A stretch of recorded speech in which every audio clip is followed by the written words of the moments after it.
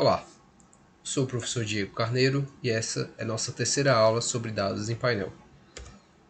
Na aula de hoje falaremos sobre o modelo de diferenças em diferenças.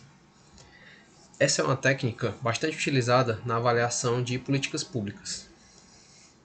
Ela é adequada para quando se tem o que chamamos de experimento natural. Isso acontece quando temos um evento exógeno, como por exemplo uma política, que ela afeta o comportamento de algumas unidades, cross-section, mas de outras não. Essas unidades cujo comportamento foi afetado são chamadas de unidades tratadas, e aquelas cujo comportamento não foi afetado chamamos de grupos de controle.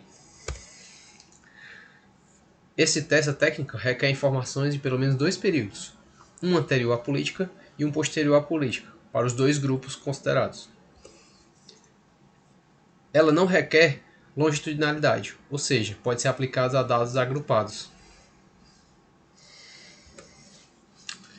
Vamos à intuição. Será que a distância entre tratados e controles se altera como resposta a uma política? Vamos ver. Seja o seguinte plano, em que o eixo vertical seria uma nossa variável de impacto e o eixo horizontal seria o tempo. Antes, eu possuía os dois grupos de controle, os dois grupos, tratado e controle, na seguinte posição. Depois da intervenção, esses grupos alteraram seu comportamento.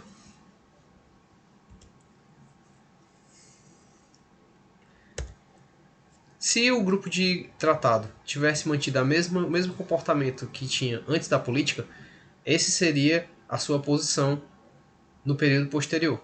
Ou seja, esse seria o seu contrafactual. O que teria acontecido com ele caso a política não tivesse existido. Consequentemente, essa diferença entre os resultados após a intervenção menos a diferença de resultados antes da intervenção é que me remete ao efeito da política. Por isso que o estimador é chamado de diferenças em diferenças. Porque primeiro eu tomo a diferença posterior menos a diferença anterior. Seja a seguinte estimação. Eu tenho a minha variável de resultado, y. Ela é dada por uma constante alfa, mais o beta vezes t, em que t é uma variável dummy, em que ela vai me indicar, vai assumir valor 0 antes da política e 1 após a política. Por outro lado, eu também tenho a variável d, que ela indica se esse indivíduo pertence ao grupo de tratado ou ao grupo de controle. Então a nossa equação é composta pelas duas dummies e a interação das mesmas.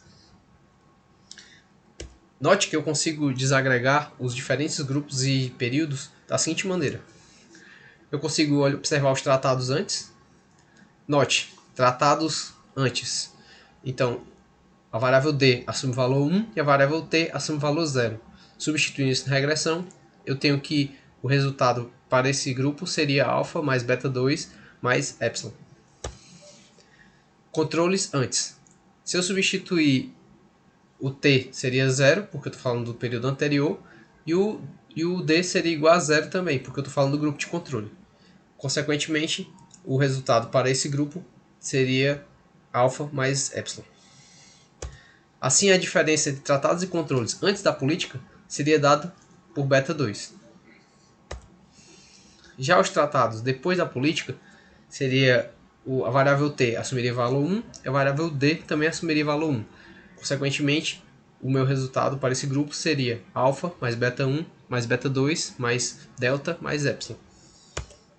Já os controles após a política, eu teria a variável t igual a 1, porque se trata do período posterior à política, e a variável d igual a 0, porque se trata do grupo de controle.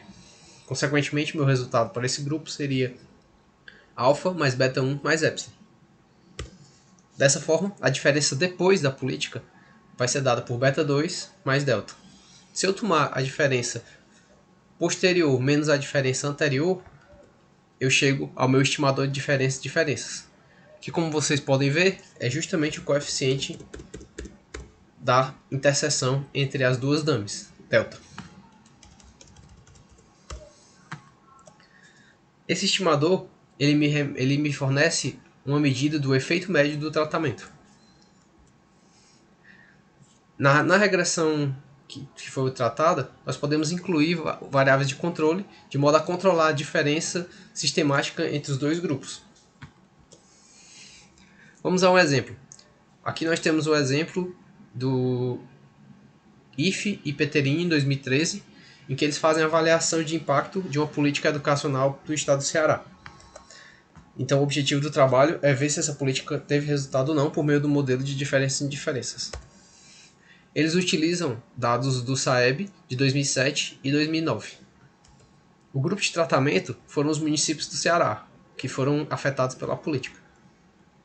Já o grupo de controle foram os municípios baianos, que não tiveram uma política semelhante.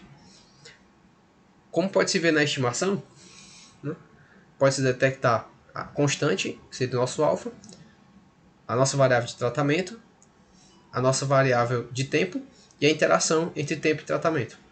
Nota-se que a política teve um efeito positivo. Como a nossa variável de interesse, nesse caso, é a nota em língua portuguesa, então pode-se concluir que a intervenção gerou um aumento de 7,49 pontos nessa nota. E é isso, muito obrigado.